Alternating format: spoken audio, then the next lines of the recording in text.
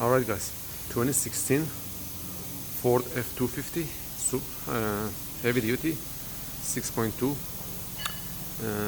transmission replacement. It is 4x4, so we have the exhaust out right here. We have that transfer case out.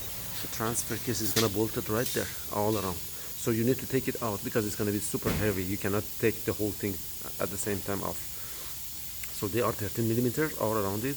Then make sure you use that transmission jack and take the transfer case out, set it aside, and take off the rear drive shaft.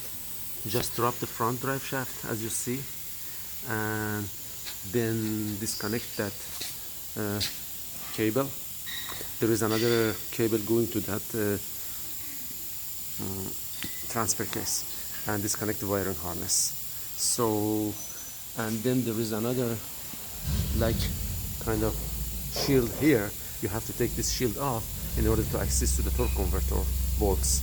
So the torque converter bolts require 15mm socket, and you turn the engine from the front, from the crank, and then when it reaches to that point right here, you can use the 15mm socket and take that off.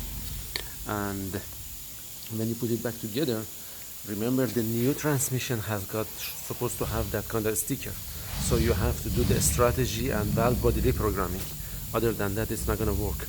And the reason that we did it on the ground, we didn't use the lift, because this truck is too heavy and it's overweight, and our lift cannot handle that. We use the lift for different purpose. We have another truck on that one. We're gonna make another video for that. But as of right now, this is the summary of the transmission replacement for that Ford F250 6.2 liter gasoline heavy duty.